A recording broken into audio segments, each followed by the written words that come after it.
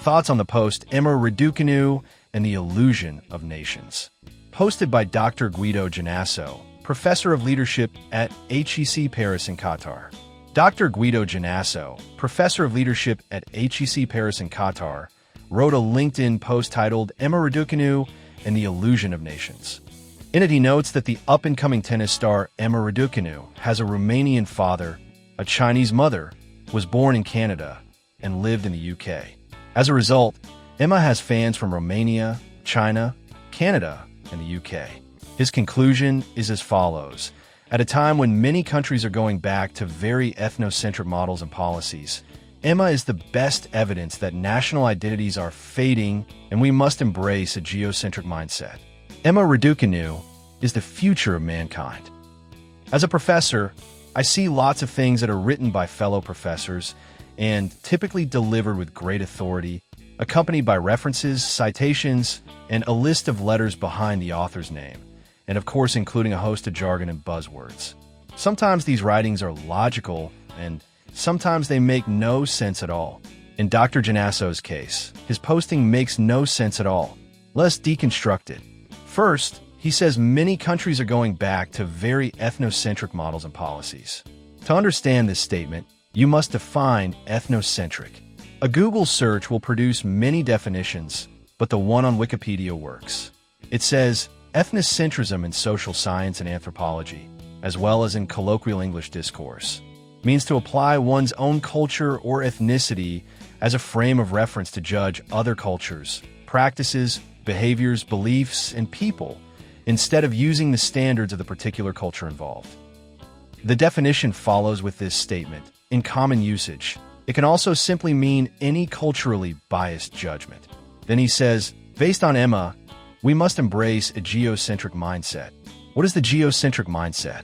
Well, after searching extensively on Google, I discovered that the definition of geocentric is not so easy to come by. From an historical perspective, geocentric meant that the Earth was the center of the universe. Well, we know that is not true.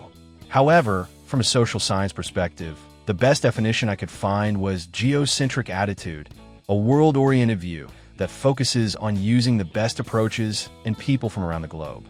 People with this type of attitude have a global view and look for the best approaches in people, regardless of origin.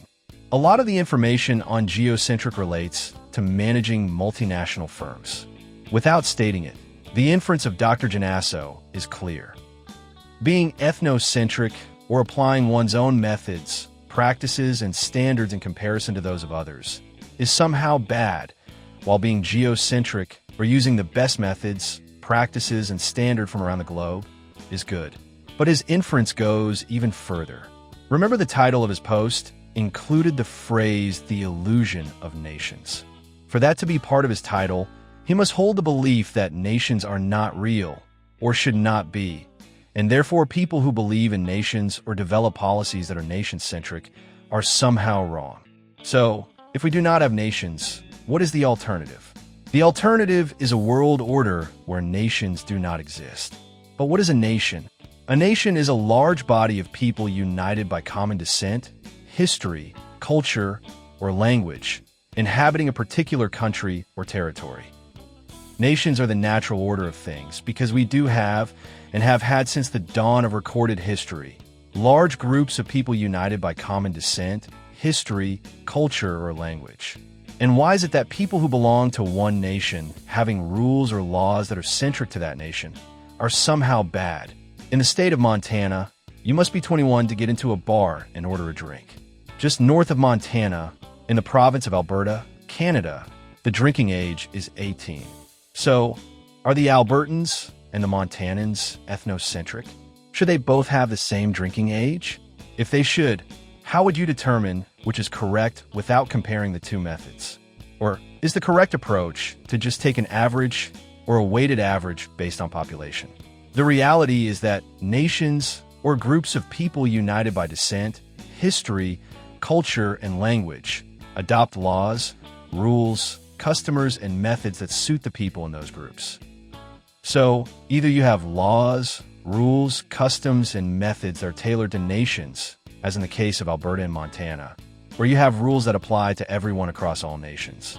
But that solution seems foolish because one group of people united by descent, history, culture, and language might not want the same rules as another group of people united by descent, history, culture, and language, as apparently the people in Alberta and Montana have decided. And if those groups do not decide which laws, rules, customs, and methods they want, then who does decide? Some universal world government telling each nation what to do. I do not even want my own government telling me what to do, never mind someone halfway around the globe. Further, Dr. Gianasso points out that because Emma has ties to Romania, China, Canada, and the UK, and thus has fans from these four countries, that this is somehow geocentric. But it is not. The fans in each of those countries are very ethnocentric. They are supporting Emma due to a common heritage. Just because people in two countries can be fans of the same person does not make their fanship geocentric. Their fanship is still ethnocentric because it is based on their national ties to Emma. Finally, what Dr. Gianasso is really describing is not ethnocentricity. It is the United States of America.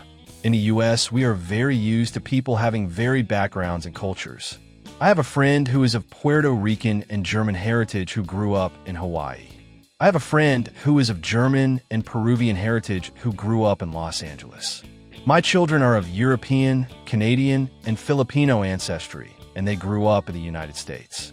I have a friend who is of Korean and African heritage who grew up in Texas. Guess what? They're all Dodger fans. Someone might look at the people I have just described and applaud diversity. Yes, all these people are from diverse backgrounds, but they're not diverse, they're unified. They all believe in the fundamentals of freedom and liberty built into the American system. Dr. Gianasso would probably say that is ethnocentric. If it is, I will take ethnocentricity any day of the week.